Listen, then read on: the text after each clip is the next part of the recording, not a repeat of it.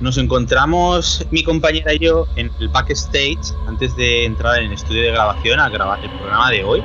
Y Sara, ya que vamos a hablar sobre cosas ilegales o problemas que han tenido los autores con la ley, me gustaría preguntarte qué es lo más ilegal que has hecho. Bueno, la verdad es que no me enorgullezco, pero tengo que decir que he devuelto tarde libros a la biblioteca. Sí, y al videoclub también. Al videoclub, películas tarde, sin rebobinar. Sin rebobinar. Sí, de cuando la época del VHS, y la verdad es que me siento fatal. Yo las rebobinaba siempre las cintas, ¿eh? Oh, qué chico más correctito eres. Sí, pues yo una de las cosas más legales que he hecho ha sido que hace muchos años, en el 2007-2008, me colé en el Hospital del Tórax. No sé si lo conoces. Perdona, sí, es un lugar de culto para que, bueno, nos gustan las cosas sobrenaturales, ¿no? Exacto. Cuando me colé ahí, no sé en la actualidad, pero cuando me colé pertenecía a Filmax, que de hecho habían grabado varias películas de terror. Ah, sí. Y tenía un amigo que había ido ahí y me dijo, ¡que no hay huevos! Y digo yo, ¡que no hay huevos! Y nada, fuimos, nos colamos, me cagué vivo. Había seguridad, o sea, la propia compañía Filmax tiene seguridad por ahí. Y nos encontramos con otras personas que estaban por ahí con nosotros. Y cuando nos pillaron, llamaron a los Mossos de Escuadra. Nada, al momento estaban ahí corriendo y nunca más. O sea, eso es algo que no... O sea, me cagué vivo dentro y luego cuando llegaron los Mossos me volví a cagar todavía más vivo. Y ya verás que por hacerme el gallito, acabo en la cárcel. Pero bueno, no nos cogieron. Y es de mis experiencias más terroríficas. Pero mira, ¿y dentro viviste alguna experiencia...? No.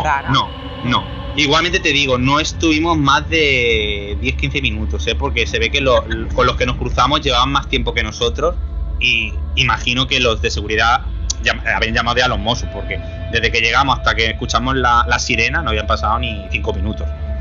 Entonces no me dio tiempo ni a escuchar psicofonía, ni a ver espíritus, ni fantasmas, pero sí que te puedo decir que sentí... O sea, no sé cómo... Sí, sentía algo muy raro, como que estaba en un lugar muy... No sé, la sensación que tenía... O sea, por ejemplo, yo creo que Rafa García va ahí y él hubiera percibido puertas y de todo. Yo percibí cosas que no me gustaron nada, ¿eh? Y hasta aquí llega mi experiencia ilegal.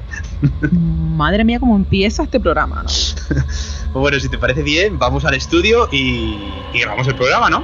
Venga, vamos.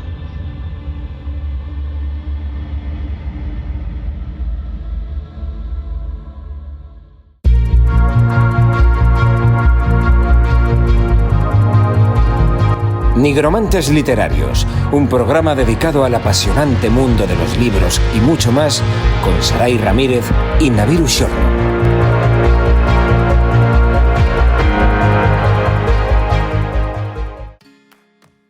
Hola guapérrimos, sean bienvenidos a otro programa de Nigromantes Literarios. Hoy tenemos previsto un contenido diferente, pero confiamos en que queden satisfechos porque hay un consenso social respecto a qué está bien y qué está mal, al menos en la mayoría de las cosas. Y el mundo de la literatura no está exento de sujetos que se han saltado las normas. Por lo que pónganse cómodos, porque nos espera un ratito de escritores que tuvieron problemas con la ley. Y para acompañarme en tal cometido, es indispensable la presencia de mi querido Naviru Shorno. ¿Qué tal, compi de letras? Hola, estoy fenomenal, con muchísimas ganas de grabar contigo y aquí compartir... este ratito con los nigromantes, que yo creo que sí, como has dicho, es un programa muy diferente, pero muy, muy interesante. Yo creo que sí, además, bueno, aparte de esas visitas que has hecho al Hospital del Tórax, creo que hay cosas que todos podemos comprender, ¿no? De pues pequeños errores que comete la gente y demás, ¿no? Pues no sé, de pronto que se te olvide pagar una multa, ese tipo de cosas, ¿no? Pero lo que vamos a comentar hoy aquí, encima de que está relacionado con el mundo de la literatura, pues por lo menos en el caso de los autores que traigo yo, pues son actos que normalmente no se te pasan por la cabeza cuando hablamos de escritores, ¿no? Siempre pensamos en los escritores como personas pues tranquilas, sosegadas, que están en sus casas escribiendo, ¿no? Pero la realidad es otra totalmente distinta. Y me imagino que tú también traes cositas muy nutridas, así que ¿qué te parece si empezamos ya directamente? Sí, vamos al lío, ¿no? ¿Quién empieza, Navi? Venga. Pues venga, si quieres, empieza tú. Yo intuyo que lo tuyo va a ser un poquito más oscuro y perturbador que, sí, como lo soy yo. O sea, que el material que traigo yo, ¿verdad? Pues iniciamos con una figura emblemática en la literatura del siglo XX. William S. Burroughs, conocido sobre todo por su obra maestra En almuerzo desnudo, Naked Lunch. Esta novela, publicada en 1959, es quizá la más importante del autor y una de las más polémicas de su era. Se caracteriza por tener una estructura de viñetas no secuenciales que tratan temas como la drogadicción, el control social y, por supuesto, una sátira de la cultura de la época. ¿Qué hizo este escritor para que lo hayamos traído al programa de hoy? Pues en 1951, Burroughs residía en México con su esposa y una noche de borrachera y muchas drogas de por medio se desencadenó una cosa llamada el incidente de Guillermo Tell. Según se reporta, de manera accidental, o eso dicen los archivos del caso, William le quitó la vida a su esposa en un juego imitando a Guillermo Tell, pero con una pistola en vez de un arco. Es que a mí estas cosas me parecen surrealistas, por eso me echa la risa, pero no porque le quiera faltar el respeto a la... Estoy flipando. Sí. Bueno, se cree que ambos estaban muy drogados en aquel momento, cosa que no me parece tan descabellado. Se desarrolla una investigación y Burroughs queda libre, ya que se concluye que el suceso fue un accidente. Como te podrás imaginar, este evento marcó profundamente su carrera. De hecho, el propio escritor dijo que fue todo un catalizador para su obra. Y me gustaría resaltar 2 libros suyos, ¿no? El primero es Junkie, Junky, no sé si se pronuncia así. Bueno, es un trabajo semi-autobiográfico que narra sus vivencias con las drogas, en particular con la heroína. Tuvo una adicción muy grande, ¿no?, con esta sustancia. Fue publicada bajo el seudónimo de William Lee, probablemente debido a las circunstancias del accidente, y permíteme entrecomillarlo, ¿vale?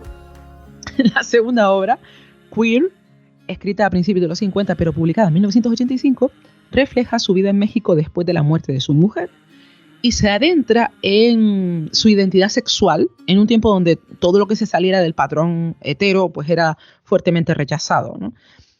Burroughs continuó su labor literaria y experimentó con diversas formas narrativas a lo largo de su vida, ¿no?, mostrando interés por lo esotérico, teorías del control social y cómo las palabras pueden manipular la realidad.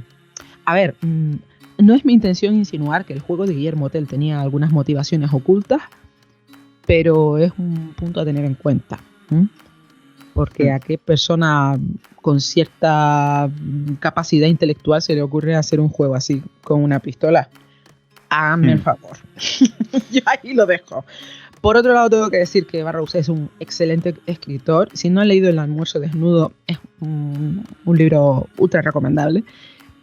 Pero sí, arrastra esta historia un tanto oscura, ¿no?, a sus espaldas y la verdad es que no deja de ser muy llamativo, ¿no?, sobre todo esos 2 títulos de los que les he hablado, ¿no? Por un lado ese relacionado con las vivencias de las drogas y luego el de Queer, ¿no? A mí me parece un libro que viene a determinar bastante cuál era su personalidad y cómo se sentía atrapado, ¿no?, en una realidad con la que no se sentía pues bien, ¿no? Entonces, no sé, uno hace pensar, da que pensar si lo sucedido con su esposa fue algo premeditado o no.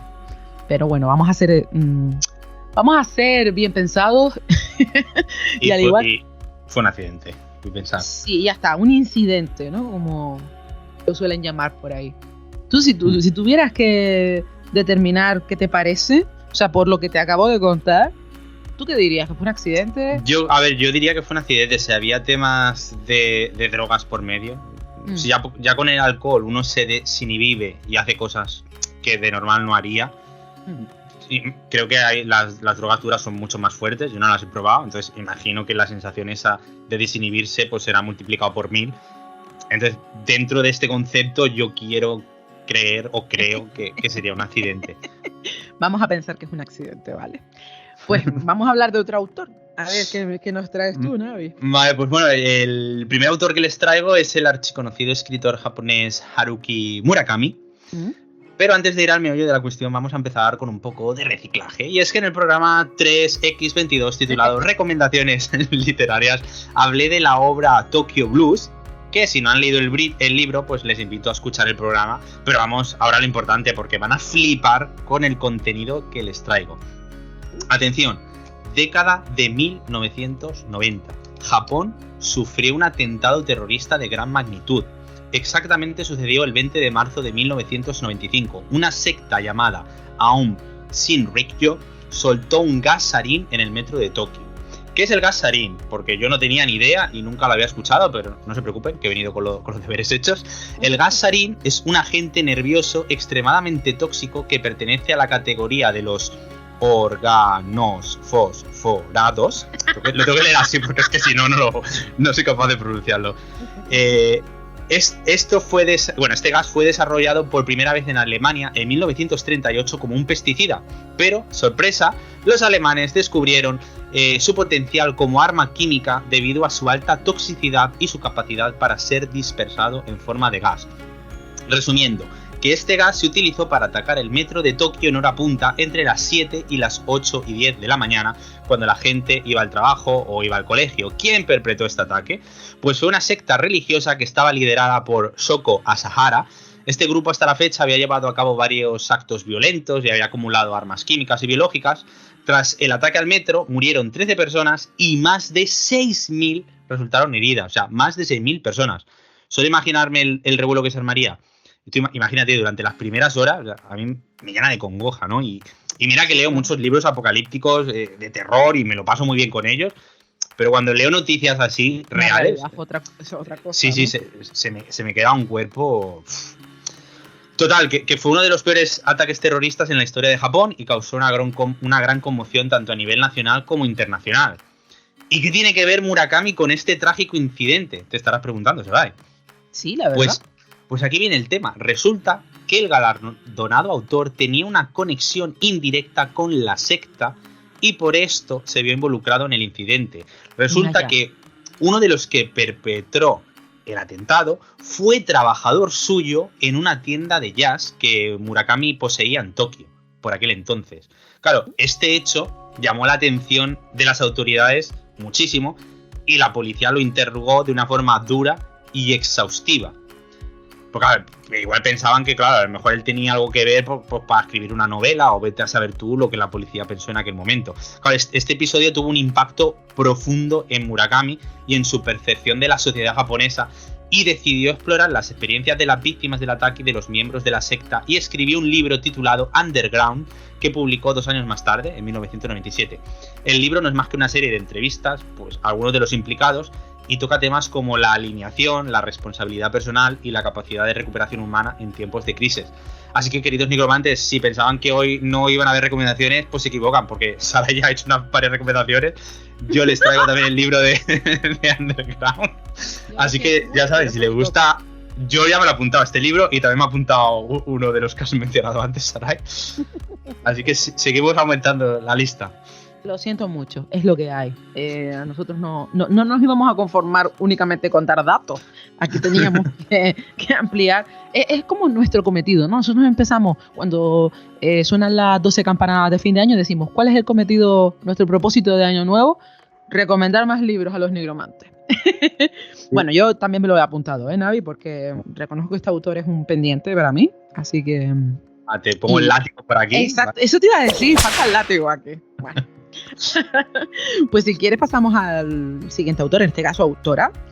Bueno, abordemos la historia de una destacada figura literaria, en este caso la autora Anne Perry, conocida originalmente como Juliet Marion Hume. Nació en Londres a finales de los años 30 y se crió en Nueva Zelanda, donde fue protagonista de un crimen tremendo. Durante la década de los 50, Anne Perry y su amiga Pauline Parker, que en realidad no era su amiga sino su pareja, pero ya sabemos cómo eran las cosas en esta época, concibieron y ejecutaron el asesinato de la madre de Pauline, Honora Ripper. Se ve que la familia de Pauline no estaba para nada conforme con la relación que se había gestado entre estas chicas y tenía previsto poner tierra de por medio, porque la situación social de la familia Parker no podía permitirse un escándalo de esa envergadura. Bueno, el caso es que las chicas, que por entonces tenían 16 años, piden, o más bien ruegan, dar un último paseo juntas. Y Honora Ripper acepta, básicamente porque no las iba a dejar ir solas, sino con ella como carabina. Fue lo peor que pudo hacer porque su hija y Anne Perry llevaron a cabo algo con lo que llevaban fantaseando desde hacía algún tiempo. Las dos escribían por aquel entonces y en una especie de diarios habían diseñado punto por punto cómo sería matar a la mujer que amenazaba con separarla. Pauline señaló algo en el camino para que su madre se agachara a mirar y entonces la golpearon con una roca innumerables veces hasta el punto de destrozarle la cabeza.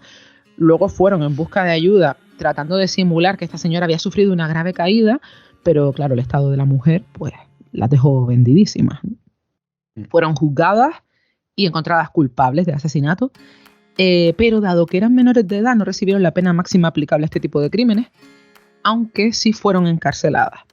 Cumplieron 5 años de condena, con la estipulación de que una vez liberadas no debían volver a contactar jamás.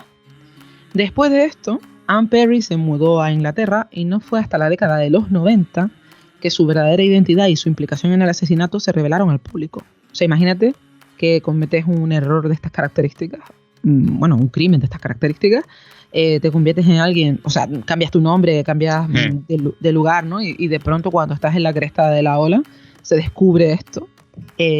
A mí me pareció un asunto bastante llamativo, ¿no? Como te decía, para ese momento ya se había establecido como una escritora de líder de ventas con novelas de misterio ambientadas en época victoriana. ¿Y cómo se supo este tema? Pues a raíz del estreno de una película de Peter Jackson llamada Criaturas Celestiales, que es muy auténtica esta peli. O sea, la intención del director no era desvelar la identidad de nadie, pero había demasiadas similitudes entre la protagonista y la autora y, bueno, pues pronto la gente empezó a atar cabos, ¿no? Claro. Entre los trabajos más destacados de Anne Perry se encuentran la serie protagonizada por Thomas Pitt y The Face of a Stranger, centrada en el personaje de William Monk, que seguro que alguno de los que nos están escuchando habrá visto la serie, ¿no? Bueno, y en cuanto a la influencia de sus experiencias personales en su obra literaria o su estilo de escritura, pues es un tema abierto a la interpretación de cada uno, ¿no? Que después de lo ocurrido se dedicara a escribir sobre crímenes, pues me parece curioso cuando menos, ¿no? Eso te va a decir yo. Yo qué sé, yo he tenido 16 años y nunca he pensado algo tan terrible, ¿no? Pero bueno, no sé cómo lo vivieron ellas o no sé qué se les pasó por la cabeza, pero desde luego fue una muerte bastante violenta y no algo... Es que fue planificado. Yo creo que ese es el gran problema. Sí, había alevosía. Totalmente. Es que en los diarios estaba todo establecido, o sea, punto por punto. Entonces le diremos esto, haremos esto, luego gritaremos esto. O sea que...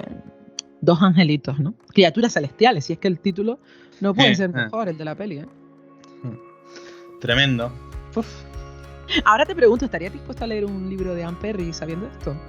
Sí. Sí. O sea, no voy a decir una cosa por otra. Sí. No, es que no tiene... Bueno, yo...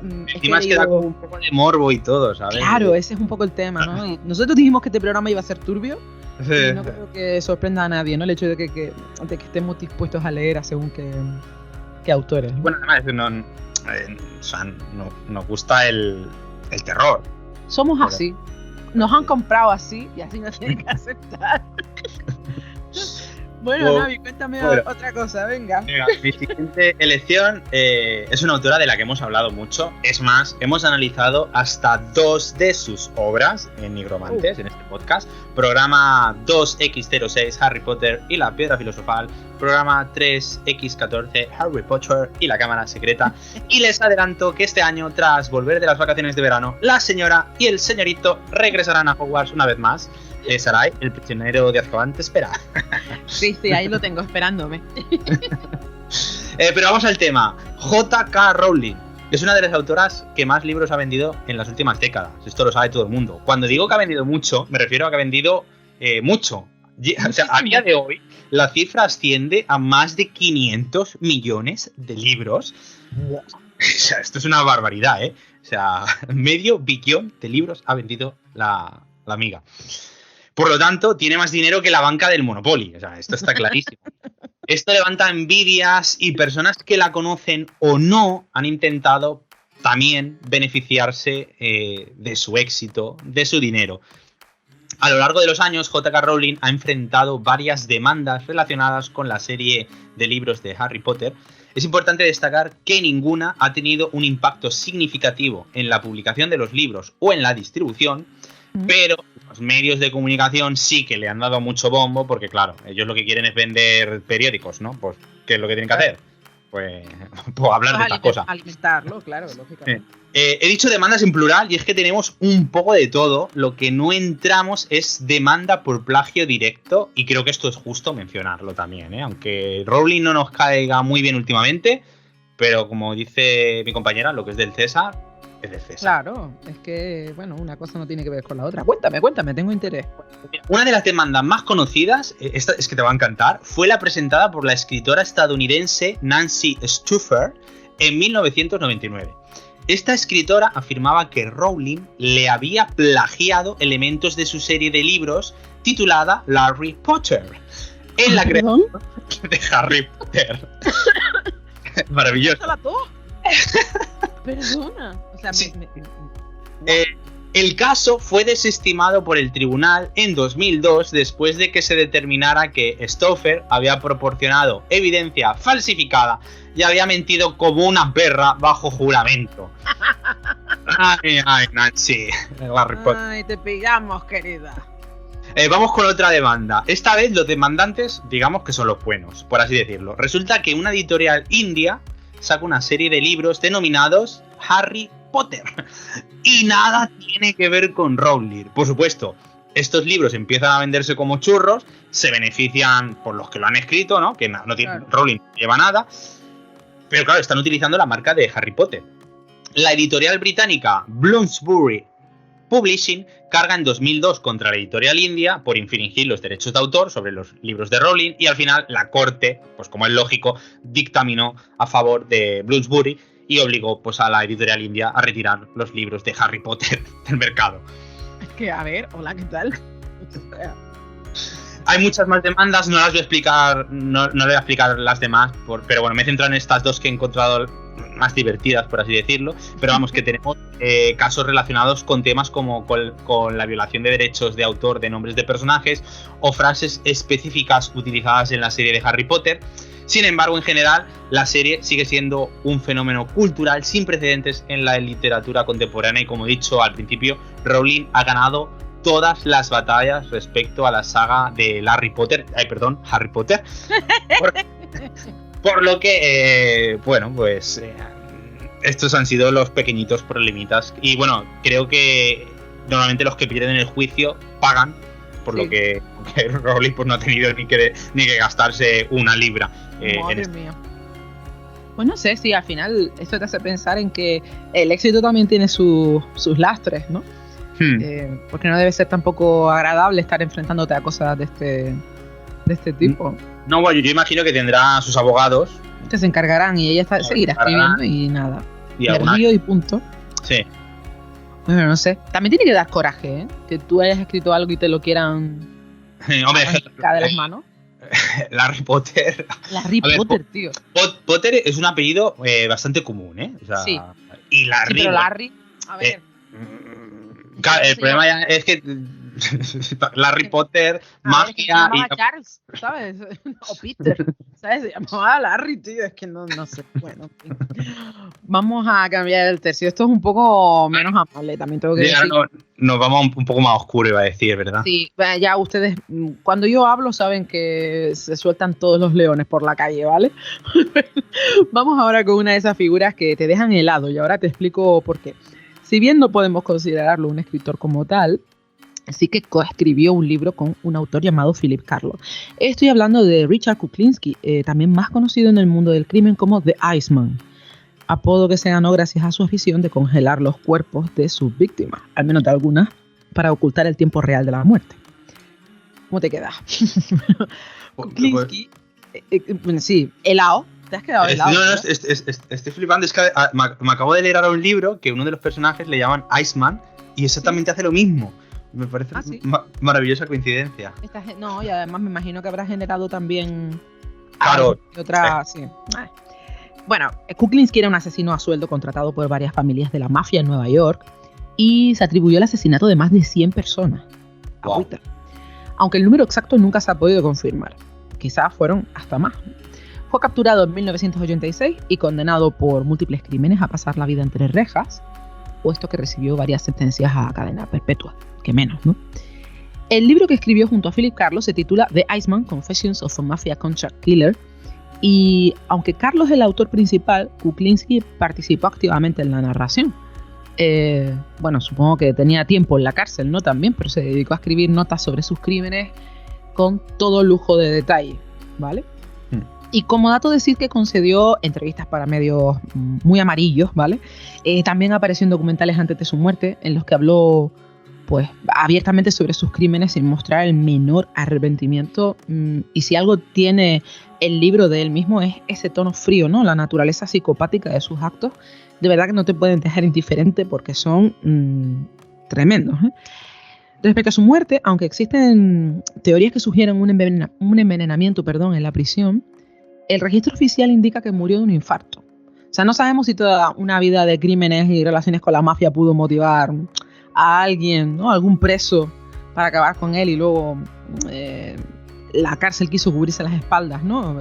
Diciendo que la muerte había sido a raíz de un infarto, pero no descartemos el ajuste de cuenta. A mí lo que me llama la atención de este sujeto es esa dualidad, ¿no? Porque por un lado es un asesino implacable, sin ninguna clase de empatía o misericordia, y por otro es un padre de familia abnegado que confiesa haber hecho todo por sus hijas. O sea, yo vi uno de los documentales estos que te comentaba y este señor hablaba de sus hijas con un orgullo, un cariño, una delicadeza, y luego te relataba con una frialdad tremenda las cosas que había hecho.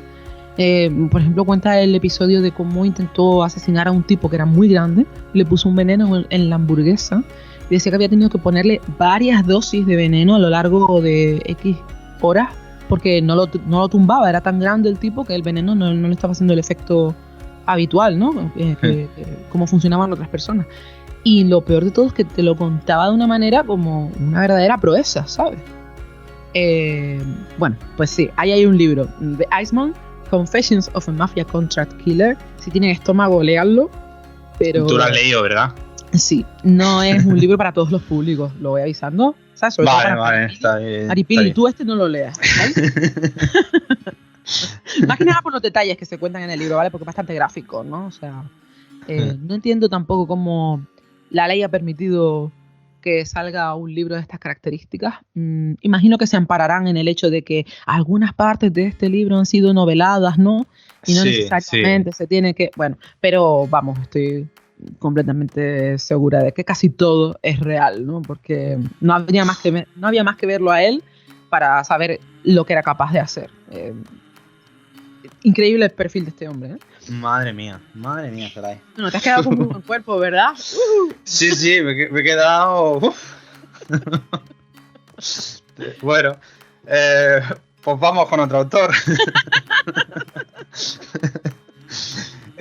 Otra vez, lo siento mucho, toca reciclaje. Nos vamos al programa 20 de la temporada 3, Vida y obra de Jack London. Hice una biografía de su vida y en aquel programa mencioné que nuestro querido escritor estuvo en la cárcel al ser arrestado por vagabundeo en 1894. Está bien dicha esta palabra, ¿verdad? Vagabundeo. Bueno, por estar de vagabundo. Por estar de vagabundo, ¿vale? Yo es que a medida que la escribía digo, ¡ay, no se me pone en rojo! Bueno, lo ponemos en cursiva, por acaso. Sí. En aquel momento no entré en muchos más detalles porque, aunque no lo parezca, siempre intentamos no extendernos en la duración de los programas. A veces lo conseguimos y otras veces no. Pero bueno, en este programa ha llegado el momento de profundizar un poco más en este particular episodio de la vida de JL. Jack London nació el 12 de enero de 1876 en San Francisco, California.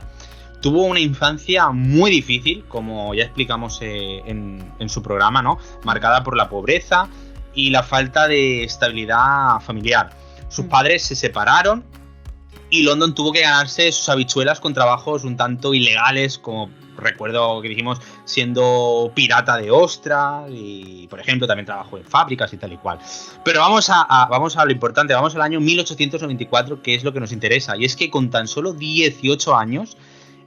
London se encontraba vagabundeando por el país en busca de oportunidades y aventuras. Durante este tiempo llegó a la ciudad de Buffalo, Nueva York, y es aquí donde fue arrestado por cargos por vagabundear, voy a utilizar todas las palabras posibles, por vagabundear y por la falta de empleo. Claro, yo me pregunto, ¿se puede arrestar a alguien por no tener trabajo? Y la respuesta es sí. En aquel momento, las leyes contra las personas que vagabundeaban y no tenían trabajo eran comunes en muchas de las ciudades de los Estados Unidos, y las personas que no podían demostrar tener un empleo estable eran arrestadas y encarceladas. London pasó alrededor de un mes en la cárcel como resultado del arresto. Durante este tiempo experimentó de primera mano las duras condiciones de la vida en prisión y la injusticia del sistema penal. Esta experiencia pues tuvo en él un profundo impacto, y si ya tenía una perspectiva crítica sobre la sociedad y las desigualdades sociales, tras su paso por la cárcel, pues imagínate, se agravaron un montón. Sí.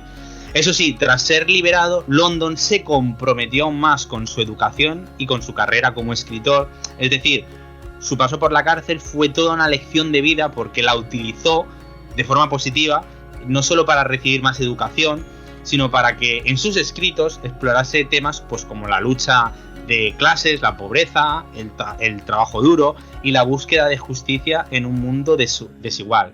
Resumiendo, si Jack London no hubiera ido a la cárcel con 18 años, tal vez hoy no tendríamos Colmillo Blanco o La llamada de lo salvaje. ¿Quién sabe? ¿Qué opinas tú de esto, Saray? Pues estoy de acuerdo, sí. Yo pienso que todas las experiencias que vivió Jack London, por duras y difíciles que fueron, lo curtieron como el ser humano que después quiso pues, un poco expresar toda esa parte de la naturaleza humana. Y bueno, lo que decía, ¿no? Que creo que él se basó mucho en sus experiencias personales para hacer un análisis social, ¿no? Y él de alguna manera pues era un idealista, quería cambiar el mundo. Y bueno, pues lo que le sucede a casi todos los artistas, ¿no? Que sueñan y se dan con una pared. Sí, por desgracia, sí. Bueno, pues yo que adoro la literatura de Jack London, no me importa su pasado en ese sentido, ¿no? Creo que era un pícaro que intentó ganarse la vida, ¿no? De muchas maneras. Bueno, desconozco si cometió algún crimen pero bueno, en principio lo que conocemos de Jack London más bien nos parece pues la típica historia de un buscavidas, ¿no? De alguien que quería pues eso. Pícaro de playa. ¿no? Que era una persona muy inteligente, muy astuta, ¿no? Y trató de salir adelante. Yo voy con un autor que no es tan amable como Jack Nicholson, por supuesto. Voy con mi última exposición de hoy. Llamado este señor, por llamarlo de alguna manera, Dennis Nilsen. Fue un asesino en serie británico y cometió sus crímenes en Londres entre 1978 y 1983. Es conocido por haber matado al menos a 12 hombres y también adolescentes durante ese periodo. Por eso decía antes que no sabía si llamarlo señor o voy a llamarlo sujeto, ¿vale? Sí, sujeto, por no llamarlo monstruo. Exactamente, también. Bueno, pues para escoger a sus víctimas se desplazaba a zonas donde proliferaba la pobreza y la mendicidad. Y bueno, si había algún chico que le parecía atractivo, pues le ofrecía comida, pasar una noche en su casa para que pudiera ducharse, descansar. También los invitaba a tomar drogas si veía que eran adictos. Y luego los mataba a sangre fría. Por si esto no resulta lo suficientemente terrorífico, este monstruo realizaba rituales con los cuerpos que incluían la preservación de los cadáveres durante periodos extendidos antes de desmembrarlos y deshacerse de los restos. Yo sé que es muy indigesto lo que estoy contando, ¿vale? Pero es necesario para entender el perfil, ¿no? Fue arrestado en 1983 y condenado a cadena perpetua. La historia de Nilsen ha sido objeto de varios libros. Uno es magnífico, se llama Killing for Company, escrito por Brian Masters, y lo recomiendo encarecidamente porque es muy buen libro. Pero el propio Nilsen era también escritor y durante su estancia en la cárcel realizó lo que podría considerarse una autobiografía. Hasta donde yo sé, no fue publicada porque los organismos oficiales lo impidieron y me parece lógico, porque es que se narran los crímenes súper fiel, ¿no? O sea, con una calidad de detalle tremenda. Y aparte, pues este criminal compartía sus emociones al matar, ¿no? Y esto, además de macabro y doloroso para las familias de las víctimas, era ilegal e inmoral que llegara a ser publicado. Las leyes del Reino Unido impiden que los criminales se beneficien económicamente de la publicidad y el morbo, ¿no? A raíz de sus crímenes. Bueno, según lo que he podido averiguar acerca de este libro, es que Nilsen cuenta algunas cosas acaecidas en su niñez. Ay, perdón. Perdón. No pasa nada. Es que de alguna vez, que no sé, me vino ahora la alergia. Que normal, ¿no? También, hablando de estos sujetos.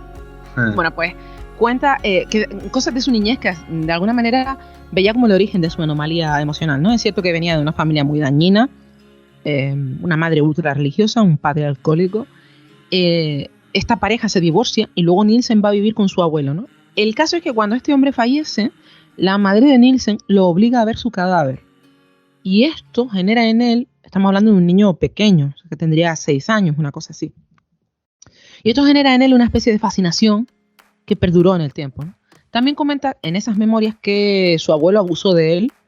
Quizá este hecho es lo que le hace vincular el sexo con la muerte, ¿no? Y hay un episodio, además de su infancia, que a mí me puso los pelos de punta, más todavía si cabe, porque Nielsen cuenta que un día fue a la playa y sufrió una crisis en el agua hasta el punto de que perdió la conciencia. Él relata que fue rescatado por un chico, un maldito enfermo, porque consideró oportuno masturbarse sobre el niño al que acababa de salvar, ¿no? Entonces, sí, todas estas experiencias marcaron sin duda a Nielsen, ¿no? Aunque bajo mi punto de vista no justifica para nada las barbaridades que hizo, ¿no? Pero es cierto que son circunstancias que pueden trastornar a cualquiera, ¿vale? A pesar de eso, algunos de sus escritos han sido citados o referenciados en libros y también documentales sobre su caso. Hay una miniserie llamada DES, D-E-S, que tomó como base este trabajo no autorizado. También la creación de Brian Masters, donde, bueno, que por cierto yo solo pude encontrar en inglés, pero igual a estas alturas ya se encuentra traducido. Y quizá uno de los aspectos más inquietantes de su caso es cómo Nielsen hablaba de sí mismo, ¿no? Como buen narcisista. De esa desconexión emocional que mostraba hacia los jóvenes a los que había matado, la frialdad y también la necesidad de hacerse notar, porque él siempre tuvo el sueño de publicar un libro, y el hecho de que tuviera la indecencia de usar como recurso las atrocidades que cometió, pues dice mucho de su nivel de psicopatía, ¿no? Falleció a los 72 años de una embolia pulmonar y durante mucho tiempo se le denominó el Jeffrey Dahmer del Reino Unido. Yo es que, claro, a mí estas cosas me sacuden mucho por dentro, ¿no? Porque mató a mucha gente y él vivió una vida larga, sí. Y además hizo lo que le dio la gana, porque encima él, por lo visto, en su pasado había formado parte del cuerpo policial. Este quizá es también otro punto importante de este personaje, porque, claro, conocía las leyes, conocía los métodos y durante tanto tiempo pudo hacer lo que le dio la gana. De hecho, a él lo descubren no porque lo pillaran en una actividad ilícita o no, simplemente un vecino se quejó de que venía un olor muy fuerte de la casa, del mismo edificio donde vivía, y es que él se deshacía de los cuerpos a través del inodoro. O sea, entonces atascó las tuberías, ¿no? Y se generó ahí. Y entonces cuando se lo llevan, pues él confiesa y él dice todo lo que ha hecho, ¿no? De hecho, de muchos chicos a los que agredió, pues no recordaba sus nombres o... Entonces, bueno, pues de ahí a que se le recuerde como una mancha, ¿no? Como una cosa terrible de la historia de los sucesos, ¿no? Del true crime del Reino Unido, ¿no? Es como una vergüenza para el cuerpo policial y demás. Yo no sé, a mí me gustaría leer las memorias de este hombre. El libro está prohibido, sigue prohibido, ¿no? Sí. Lo más parecido a lo que él escribió puede ser el trabajo de Brian Masters. De verdad es un libro fabuloso. También es muy duro. Y este hombre le pasó algo parecido a Truman Capote con lo del tema de la sangre fría, ¿no? Sí. No tuvo el mismo destino, gracias a Dios, ¿no? Que Truman. Pero sí que tuvo que establecer un vínculo con este asesino para poder entender cómo funcionaba su mente, ¿no? Y trasladarlo sobre el papel. Creo que es la mayor obra de este autor. Quizá me estoy equivocando, pero si alguno de los nigromantes lo conoce un poco más en profundidad, que nos lo comente. Pero a mí me parece que esta es la obra maestra de Brian Masters y bueno, o sea, es un libro que no tiene desperdicio. Me imagino que ya lo estás anotando.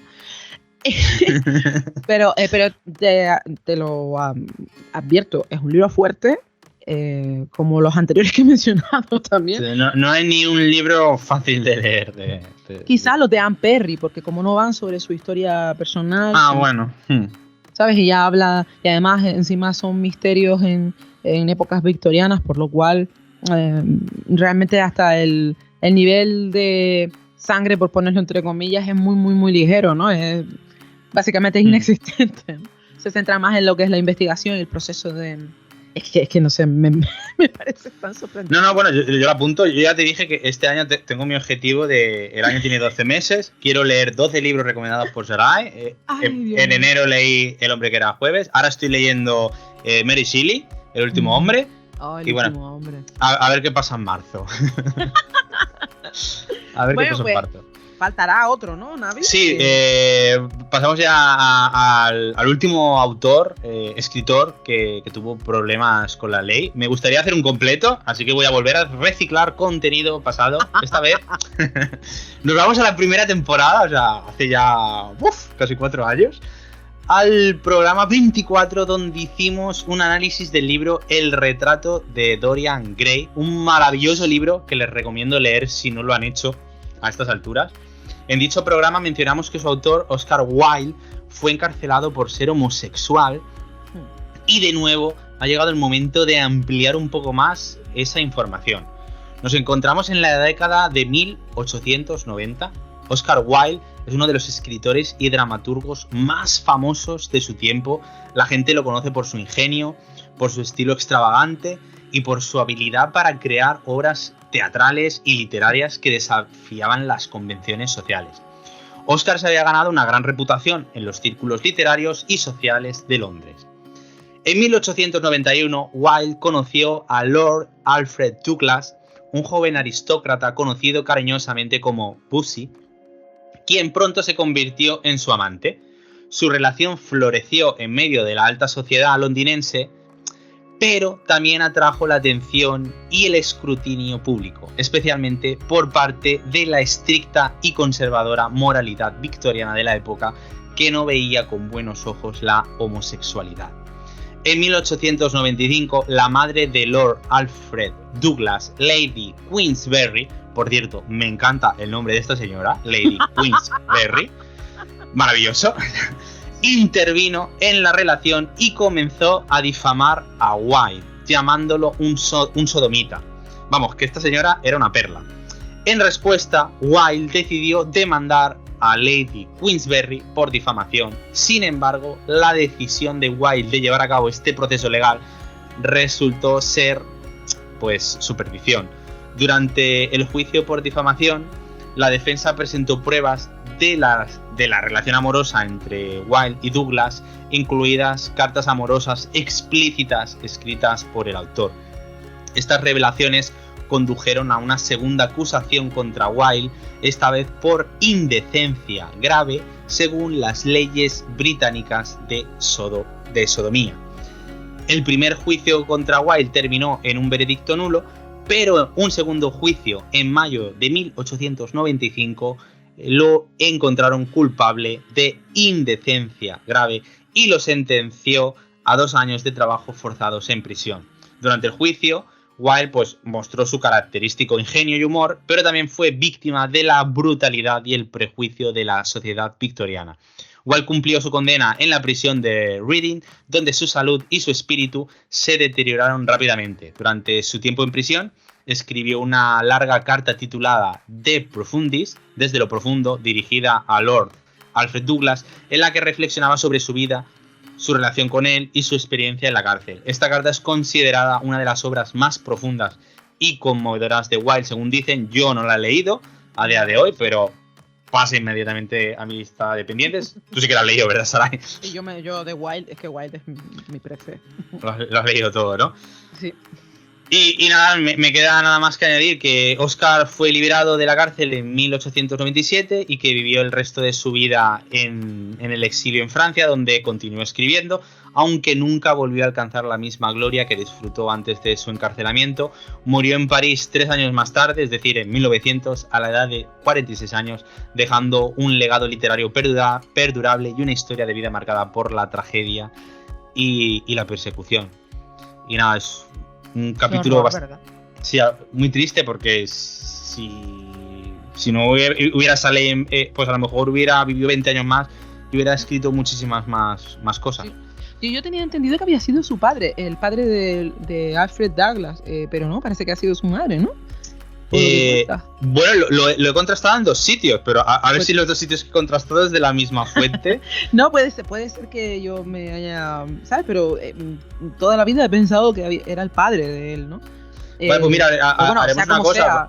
Vamos a verificar esta información antes de publicarlo al aire, ¿vale? Nigromantes, no se preocupen.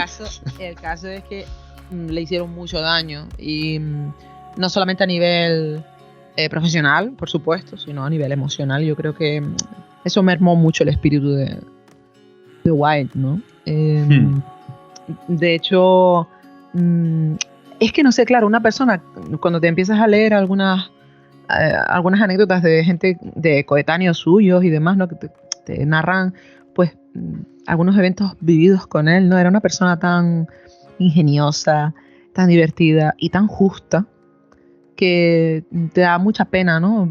Descubrir cómo fueron sus últimos años, porque fue un hombre que, además, en la revista donde él trabajaba, fue de los primeros en dar espacio a las mujeres para que pudieran publicar, porque mientras en otras revistas ellas no podían intervenir de ninguna manera, él les daba la opción de poder expresar como columnas de opinión sobre obras de teatro que habían visto. Eran revistas donde se hablaba de moda, de decoración, y las dejaba publicar poesía, y era algo un poco habitual en la época, no era un adelantado en ese aspecto. Y de hecho pensaba que la sensibilidad femenina al escribir era muy interesante, ¿no?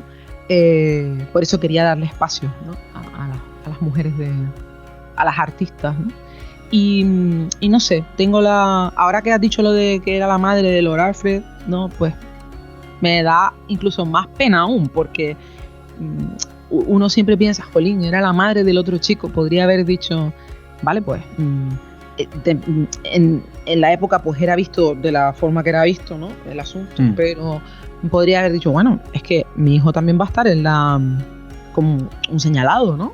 O sea, podría haberlo mantenido en secreto y no hacer daño a ninguna de las dos partes. Es que es tan terrible lo que les hicieron, sobre todo a Wilde, ¿no? Porque es que sí, realmente, ¿no? Porque además en ese escrito de Profundis, Wilde estaba tan dolido, ¿no? Es que en cada página hay tanta tristeza. Estaba apagado totalmente, ¿no? Nada que ver con sus otros escritos, donde hay muchísimo sarcasmo, un tío pues hasta deslenguado en algunas partes, ¿no? Ya te digo, era un sujeto al que le importaba bien poco lo que se pudiera decir de él. Y su manera de reaccionar ante pues toda esta aristocracia estirada, ¿no? Él era muy crítico, ¿no? Y yo creo que mucha gente también le tenía ganas, ¿no? O sea, encontraron el punto flaco y fueron a por él, ¿no? Nadie salió en su defensa. Y eso es terrible, ¿no? Porque no estamos hablando de un tío que cometió un asesinato, ¿sabes? Es que no hizo nada malo. Claro, este es el tema, ¿no? Pero bueno, tú lees sus obras y ves un cambio muy drástico, ¿no? Entre lo que escribía antes y lo que hizo después. No, bueno, de Profundis pasa mi lista de pendientes también. Sí, es también un libro, o sea, si ya conoces la historia, pues conforme vayas analizando las palabras, todo el dolor que hay ahí derramado y tal, es demoledor, ¿eh? A mí me destruyó, estuve una época muy afectada con ese texto, ¿eh? Aparte de la maravillosa prosa de Wilde, ¿no? Que pues era divino escribiendo. Lo puedes disfrutar también desde esa perspectiva, pero claro, yo lo leí desde el punto de vista del Oscar Wilde humano, ¿no? Y me da tremenda pena. Yo, de hecho, ya lo sabes, ¿no? Es uno de esos escritores a los que me habría gustado conocer. Sí, de hecho, creo que fue la pregunta de Bloque Nigromantes, ¿no? Que te irías con él a cenar. Sí, totalmente. Si no recuerdo mal. Es que creo que incluso con la diferencia de época, ¿no? y de visión, nos podríamos haber entendido. siento eso, ¿no? Es como una conexión. Yo la primera vez que leí a Wilde me enamoré de la literatura. O sea, ahí está mi relación con Wilde, ¿no? Fue uno de los primeros autores del siglo XIX que yo leí. Y de hecho creo que fue el primero... No, el primer británico fue otro. Pero con Wilde me pasó que me enamoró. Me cautivó ese ingenio, ¿no? Es como esa forma de pinchar tan sutil, ¿no? Es que demostraba una inteligencia muy, muy profunda, ¿no? Además, un tío que es capaz de escribir a un personaje como Lord Henry, sí, que es un sujeto al que detestamos, pero al mismo tiempo queremos verlo en las páginas. Sí, ¿no? pues es fascinante. O sea, cada vez que habla es maravilloso. Sí, totalmente. El personaje. Bueno, lanzamos también la pregunta a los nigromantes de qué les han parecido los autores de los que hemos hablado. Si conocen algún capítulo negro de algún otro autor pues contemporáneo pasado, pues nos lo pueden escribir en la caja de comentarios. Por favor. En Instagram, en Facebook, en iVoox, en YouTube. Y nada, bueno, lo dicho, dentro de 2 semanas creo que vamos a pasar a un tema un poco más ameno, ¿no, Saray? Sí, me parece que habrá picaresca por un tubo. Vamos a hablar del Lazarillo de Tormes. Y bueno, yo creo que podremos sacarle bastante jugo, ¿no? a ese programa, Navi. Queridos nigromantes, gracias por estar con nosotros un programa más. Hasta la próxima, ya saben, lean mucho.